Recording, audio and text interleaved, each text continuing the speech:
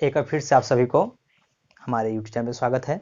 जैसा कि हम ज्योग्राफी में पढ़े थे आपदा प्रबंधन, हम 3 पार्ट पढ़ चुके थे। आज हमें चौथा पार्ट में, पिछले पार्ट में हमने आपको एक वीडियो के माध्यम से आपको मैंने ज्वालामुखी विस्फोट और हमने एक आपको चक्रवात के बारे में बताया था। तो उसके बारे में लिखाना रह गया था कि क्या होता है, उसके बारे में चर्चा करते हैं। तो चलिए बिना समय बर्बाद किए हुए चलते हैं। कहता है ज्वालामुखी का विस्फोट पृथ्वी के अंदर होता, कहता है भीतर होता है। मतलब क्या है कि जो धरती के अंदर जो हमारे जो लावा है, जो क्रस्ट हैं, जो हमेशा क्या है एक आग का दहकता हुआ क्या है कि वहाँ पिघला हुआ पदार्थ हमारे पृथ्वी के अगर अंदर कोर में जाइएगा तो पृथ्वी के अंदर क्या है कि हमेशा एक पूरा पदार्थ, हमेशा पिघला हुआ पदार्थ रहता ही रहता है। वो क्या है कि उछलता रहता है, वो कहीं ना कहीं वो निकलने की कोशिश करता रहता है। कहता है जिसे कहता है पृथ्वी के अंदर विस्फोट पृथ्वी के अंदर होता रहता है, जिससे सुनामी भूकंप आते रहते हैं। क्या है कि ज्वालामुखी विस्फोट के कारण क्या है आपको भूकंप और ज्वालामुखी होता रहता है। पर जब यही विस्फोट कहता है, जब यही विस्फोट धरती के किसी कमजोर भाग को, क्या है धरती के किसी कमजोर भाग को तोड़कर बाहर निकलते, क्या है कि जैसे कहीं बहुत ज्यादा मोटा लेयर है तो वहां तो नहीं निकल पाता है, लेकिन कहीं अगर पूरी धरती में कहीं अगर कमजोर परत है तो वो उसको तोड़ कर अगर बाहर निकलता है, क्या है निकलते हैं, जिसमें भारी मात्रा में पिघले चट्टान और हानिकारक गैस निकलते हैं। इसे क्या कहता है, ज्वालामुखी विस्फोट कहता है। आपने पढ़ा होगा कि क्या है कि जब भारी प्लेट, क्या है जब भारी प्लेट और उससे हल्का प्लेट जब टकराते हैं तो भारी प्लेट क्या होते हैं उसके अंदर चले जाते हैं, और हल्के प्लेट क्या होते हैं उसके ऊपर चढ़कर क्या करते हैं पहाड़ का निर्माण करते हैं। पहाड़ का निर्माण होने पर क्या होता है कि ये जो इसके अंदर जाते हैं वही क्या होते हैं लावा से, क्या है कि जो अंदर की इतनी तेज गर्मी होती है उन सभी को पिलाकर क्या कहते हैं राख बना, उसको लावा बना देते हैं। और यही लावा क्या होता है ज्वालामुखी विस्फोट के कारण बाहर निकलता है। ज्वालामुखी विस्फोट में क्या होता है कि एक तरह का इस तरह का चीज रहता है, कुआं टाइप का, और ऐसा रहता है जिसके माध्यम से जो बाहर निकलता है, जो आपको गैस या धूल निकलते हैं, वही क्या कहता है ज्वालामुखी का मुख कहलाता है। और ज्वालामुखी कितने प्रकार के होते हैं, तो ज्वालामुखी मुख्य रूप से 3 प्रकार के होते हैं। एक ज्वालामुखी क्या होते हैं, सक्रिय ज्वालामुखी होते हैं। सक्रिय मतलब क्या होता है कि जिनमें निरंतर क्या है, जिसमें निरंतर आपको मतलब उसमें से धुआं या उनमें से क्रस्ट या लावा निकलता रहता है। मतलब जो ऐसे भारत मतलब दुनिया में बहुत से ऐसे जगह है जहाँ पर लगातार लावा निकलता रहता है। भारत में मात्र एक है, अंडमान निकोबार द्वीप पे एक द्वीप है जिसके मतलब एक ज्वालामुखी है जहाँ पर हमेशा लावा निकलता रहता है। एक होता है क्या कि जो सोया है, क्या है सोया है, जिसपे अभी विस्फोट नहीं हुआ, मतलब आज से मतलब 10 साल पहले विस्फोट हुआ था और उसमें विस्फोट होने की संभावना बरकरार रहती है। कोई कोई निष्क्रिय होता है, साफ क्या हुआ निष्क्रिय ज्वालामुखी होता है। निष्क्रिय मतलब क्या है कि अब उसमें कोई भी प्रकार का ज्वालामुखी विस्फोट नहीं हो सकता है। तो ये ज्वालामुखी था। अब आते हैं चक्रवात पे। चक्रवात क्या होता है, तो चक्रवात को समझने से पहले कि हम ये जानना चाहेंगे कि चक्रवात आखिर में उत्पन्न कहाँ होता है, इसका कारण क्या है। जैसे आपको पता है कि जो विषुवत रेखा है, क्या है जो विषुवत रेखा है, जैसे ये धरती है, आपकी धरती है, विषुवत रेखा क्या करती है धरती को 2 भागों में बराबर काटती है। विषुवत रेखा का मतलब क्या है कि सूर्य की किरणें, क्या है सूर्य की किरणें जहां धरती पर लंबवत पड़ती है, क्या है सूर्य की किरणें धरती पर जहां लंबवत पड़ती है उसको क्या कहता है विषुवत रेखा कहा जाता है। अब साधारणतः बात है कि जहाँ सूर्य की किरणें सबसे ज्यादा पड़ती है वहां पर क्या होता होगा बहुत ज्यादा गर्मी होता होगा, और बहुत ज्यादा गर्मी होने से क्या होता है कि वहाँ की जो हवा होती होगी वो क्या होती है ऊपर उठ की तरफ चली जाती होगी। तो वही कहता है कि जो चक्रवात है मुख्यतः क्या है कि विषुवत रेखा के क्या है 30 डिग्री, क्या है 30 डिग्री नीचे होगा, 30 डिग्री ऊपर हो जाएगा, इन्हीं अक्षांशों के बीच मुख्य रूप से आती है। यहाँ क्या होता होगा कि जो समुद्र के पानी है वो क्या बहुत गर्म होकर उस क्षेत्र के बहुत ज्यादा गर्म होकर वह हवा ऊपर की तरफ जाती है, और ऊपर जाने पर क्या होता है वो बादल का निर्माण करती है। और बादल के निर्माण पर क्या होता है कि बादल के निर्माण होने से वो धीरे धीरे और भी ज्यादा बादल का निर्माण करने लगती है। और होता क्या है इसमें कि जब समुद्र कहता है, जब समुद्र के पास से जब ये गुजरती है तो ये बहुत तेज क्या करती है हवा को अपने ऊपर ले जाती है, और ऊपर ले जाने के क्रम में क्या करती है यह एक भंवर बनाना शुरू कर देती है। और भंवर को क्या कहता है जो हवा ऊपर की तरफ उठती जाती है वहां क्या होता है कि कम दाब वाला क्षेत्र बनता है, और उस कम दाब को भरने के लिए क्या होता है कि बहुत तेज ठंडी हवा आनी शुरू हो जाती है। यही प्रक्रिया क्या कहते हैं चक्रवात का रूप धारण कर लेती है। कहता है कम वायुमंडलीय दबाव के कारण चारों ओर गर्म हवाओं की तेज आंधी को क्या कहते हैं चक्रवात कहते हैं। याद रहे चक्रवात का डिफिनेशन क्या है, कम वायुमंडलीय दबाव के कारण चारों ओर गर्म हवा की तेज तेज आंधी को चक्रवात कहते हैं। चक्रवात होती है क्या, चक्रवात जो घूमती है वो क्या होती है घड़ी की सुई की दिशा में दिशा में चलती है। चक्रवात मुख्यतः विषुवत रेखा के दोनों तरफ के 30 डिग्री के अक्षांश के क्षेत्रों में आती है, जिसको हम लोग क्या कहते हैं, उष्ण कटिबंधीय क्षेत्र जिसे हम कहते हैं।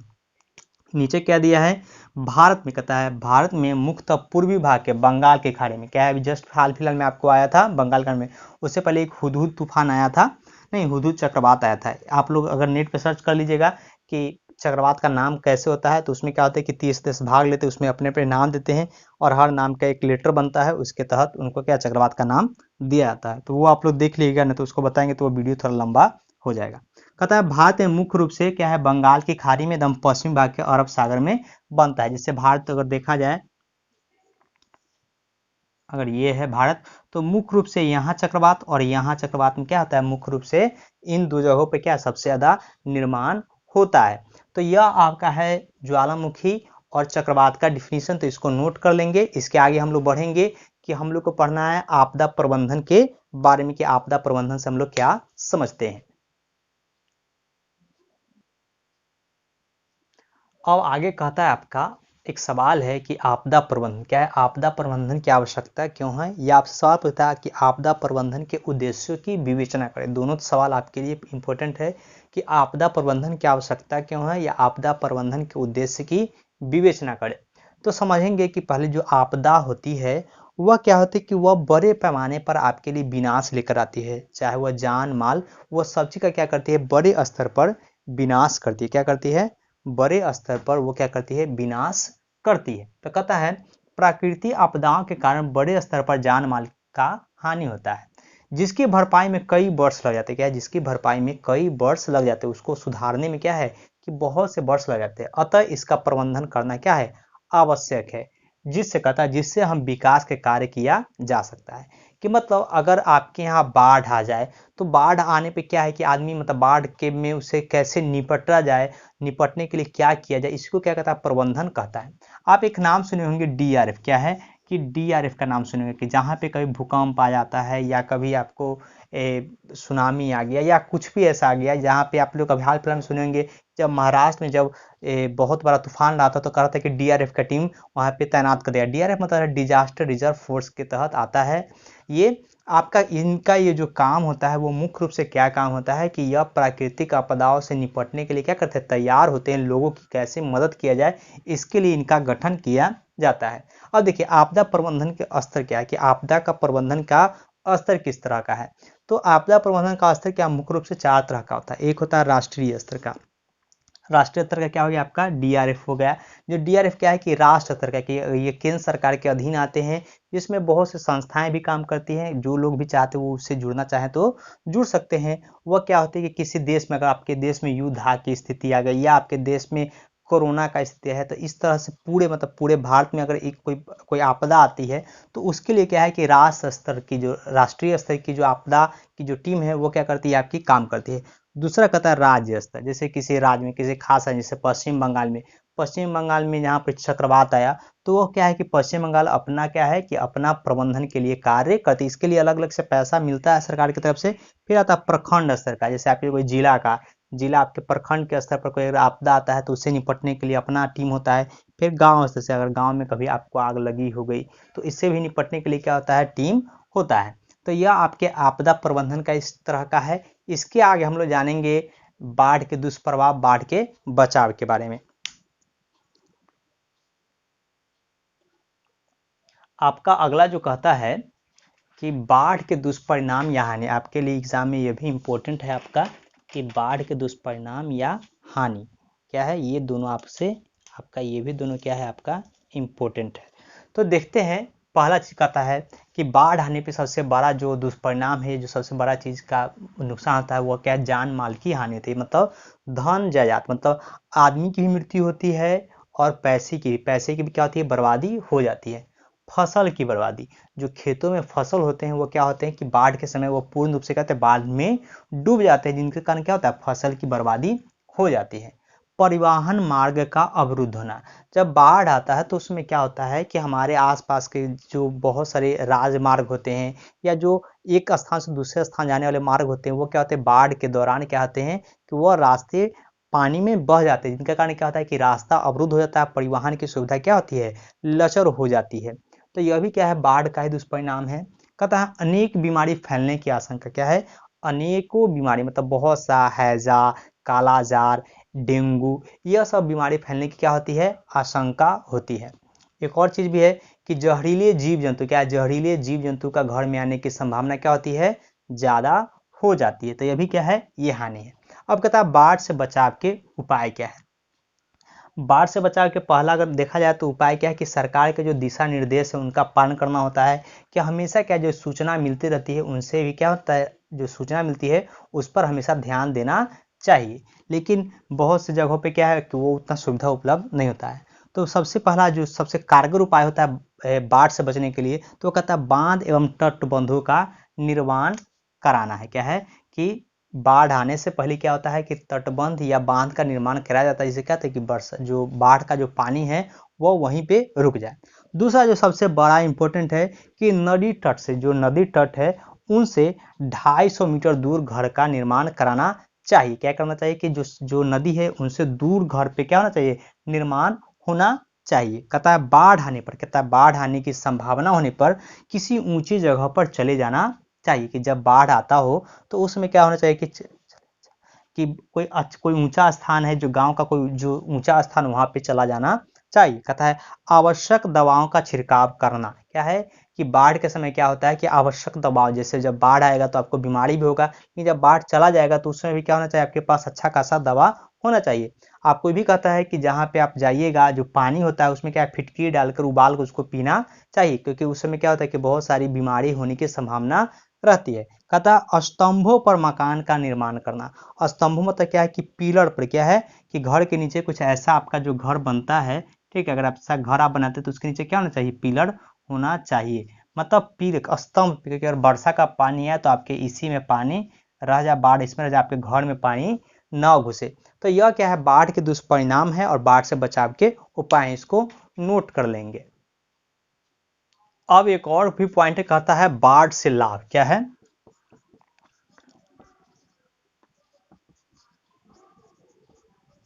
बाढ़ से लाभ क्या है, तो बाढ़ से लाभ क्या है, तो जब देखिए जब बाढ़ आती है तो अपने क्षेत्र में क्या करती है कि जलोढ़ मृदा, क्या है, जलोढ़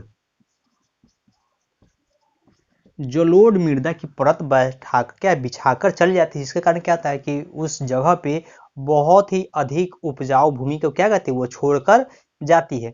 तो बाढ़ के आने का क्या है कि जो बाढ़ के इलाके होते हैं, जब बाढ़ वहां से आकर चली जाती है तो वहां पर क्या होता है कि बहुत अच्छी खेती के लिए क्या है, जमीन उपलब्ध होता है। तो बाढ़ से लाभ भी कुछ होता है कि जहां पर जो जमीन होती है वो क्या होती है कि बहुत ज्यादा उपजाऊ हो जाती है। क्यों उपजाऊ होती है, तो वहां पर जलोढ़ मृदा का क्या होता है, बिछाव हो जाता है। अब आपको अगला है, कहता है सूखा का दुष्परिणाम या सूखा से हानि क्या है, सूखा का से हानि क्या है। तो पहला आपको कहता है कि फसल के उत्पादन में कमी होना। हमें पता है कि हमारा देश क्या है कि वर्षा आधारित कृषि पर क्या होता है, निर्भर होता है। अगर जब बारिश ही नहीं हो तो सिंपल सा बात है कि अगर वर्षा नहीं होगा तो खेती भी क्या होगा, उससे ज्यादा बहुत ज्यादा प्रभावित होगा। तो कहता है फसल की कमी में आपरूपी क्या हो जाती है, गिरावट हो जाती है, क्योंकि अगर बारिश नहीं होता है तो फसल में गिरावट हो जाती है। दूसरा कहता है पेयजल का, क्या है, पेयजल जो हम पीते हैं उसका अभाव हो जाता है। होता है क्या है कि जहां तहां का कल कुआं क्या होता है, सूख जाता है, जिससे क्या होती है कि पीने की समस्या क्या होती है, बड़ा मुश्किल हो जाती है, कि पानी का चारों ओर अभाव हो जाता है। पशुओं के लिए चारों की कमी हो जाती है, क्या है, पशु के लिए चारे की कमी हो जाती है। कि पशु को अगर सूखा पड़ेगा तो उसके हिसाब से क्या होगा, हरा भरा फसल नहीं उगता है। तो पशु के लिए क्या होता है, चारा मतलब जो खाना खाते हैं उसकी भी क्या होती है, बहुत ज्यादा कमी जाती है। अगर सूखा कोई ज्यादा भीषण हो जाए, मतलब सूखा ज्यादा हो जाए, तो मवेशी की क्या हो जाती है, बहुत जगह मृत्यु भी हो जाती है। फिर कहता है भूतल के जल स्तर में कमी। जो भूमिगत जल है, क्या है, भूमिगत जल है, उसके स्तर में भी क्या आती है, सूखा के कारण कमी आ जाती है। अब कहता है सूखा से बचाव के उपाय क्या क्या, बचाव के आपके उपाय हो सकते हैं। बचाव के उपाय क्या आपके हो सकते हैं, तो उसका देखा जाए तो कहता है पहला कि सूखा से बचाव के दो उपाय हैं। क्या सूखा से बचाव के आपको क्या है, दो उपाय देखने को मिलते हैं। पहला कहता है तत्कालीन, क्या है कि तत्काल क्या कर सकते हैं। तत्काल क्या है कि हम लोग क्या कर सकते हैं कि जब पिछले साल वर्षा हो तो उस जल का क्या करना चाहिए, हमें संग्रहण करना चाहिए। क्या है कि वर्षा का जल को हमको क्या करना चाहिए, टंका बनाकर बहुत सा चीज़ है जिसके माध्यम से हम लोग क्या कर सकते हैं, वर्षा के जल को संग्रहित कर सकते हैं। दूसरा, गड्ढा बनाकर जल संचित कर सकते हैं, कि जो हमारे घर से या कहीं खेत में बारिश होता है तो उसको भी क्या कहता है, गड्ढा बनाकर हम लोग जल संचित कर सकते हैं। एक और रीजन है कि अगर बहुत ज़्यादा सूखा है, अगर हमें पता है कि सूखा होने वाला है, तो पशुओं के लिए हम लोग को चारे या पशु को कहीं अलग स्थान पर ले जाया जा सके, जहाँ पर क्या होती है कि जहाँ पर वर्षा क्या है, जहाँ वर्षा अच्छा होने की संभावना बरकरार हो।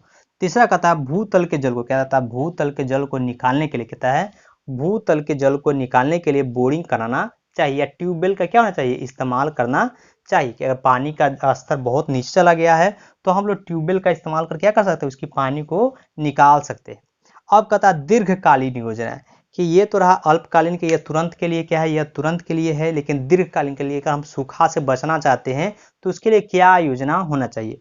तो पहला आपको कहता है कि कुआं का निर्माण करना चाहिए। क्या है कि बड़े स्तरों पर कुआं का निर्माण होना चाहिए, कि कुआं भी क्या है कि एक तरह से क्या है, जो गड्ढा बनाकर जल संचित करते तो कुआं से क्या हो जाएगा, वो भारी मात्रा में क्या कर सकता है, जल को अपने पास संचित कर सकता है। दूसरा कहता है नहर का निर्माण करना, कि नहर क्या होता है कि बांध के बगल से क्या होता है, नहर का निर्माण किया जाता है, कि कहीं दूर वर्षा भी होता है तो नहर के माध्यम से क्या है कि वर्षा, जो गंगा का पानी मतलब जो नदी का पानी है, वह आपके पास सूखा वाला जगह में भी आ सकता है। जैसे आप लोग पढ़े होंगे इंदिरा गांधी नहर योजना। तो इंदिरा गांधी नहर योजना क्या था कि वो राजस्थान में भी वो सूखा जगह क्षेत्रों में क्या था कि पानी पहुंचाने की योजना शुरू की गई है। अधिक मात्रा में पेड़ लगाना, सूखा से बचने का एक और तरीका है, क्या है कि अपने क्षेत्रों में बहुत ज्यादा मात्रा में क्या लगाना चाहिए, पेड़ लगाना चाहिए। और लास्ट कहता है तालाब का निर्माण करना, कि हमें क्या करना चाहिए कि तालाब का निर्माण करना चाहिए। अब एक और चीज है कि भूकंप रोधी, क्या है, भूकंप से बचाव का क्या उपाय है। तो भूकंप से आपको पता है कि भूकंप से जान माल का नुकसान होता है, सड़कें गड्ढे सब टूट टाट जाते हैं, लेकिन उससे बचाव के क्या उपाय हैं। तो सबसे पहला तो भूकंप से बचाव के एक ही उपाय है कि आपको क्या करना होगा, भूकंप रोधी मकान बनाना पड़ेगा। भूकंप रोधी मकान का मतलब होता है क्या कि जिसके पिलर क्या होते हैं, बहुत ज़्यादा मजबूत होते हैं उनको, और घर को क्या होगा कि हल्का बनाना होगा, कि वो क्या करे, झटका को सह सके। और सुनामी से बचने के लिए क्या है, तो सुनामी से बचने के लिए आपको क्या होता है कि समुद्र किनारे मैंग्रोव वन लगाना पड़ेगा, समुद्र किनारे आपको कंक्रीट बिछाना पड़ेगा, वहाँ से दूर समुद्र तट से क्या होता है दूर घर बनाना पड़ेगा। और आपको जो संचार के जो माध्यम है, जो रेडियो टेलीविज़न है, उसके माध्यम जो उसके न्यूज जो अलर्ट होता है वो आपको क्या होगा, निरंतर सुनना पड़ेगा। तो कुछ बात है जो अगले टॉपिक पे हम लोग चर्चा करेंगे कि सूखाग्रस्त क्षेत्र कौन सा है, या बाढ़ग्रस्त क्षेत्र सबसे ज़्यादा प्रभावित कौन सा है, या भूकंप से प्रभावित कौन है, सुनामी से सबसे ज़्यादा प्रभावित कौन है, उन पे हम लोग चर्चा करेंगे। तो आज के लिए इतना ही, कल फिर आपसे मिलते हैं।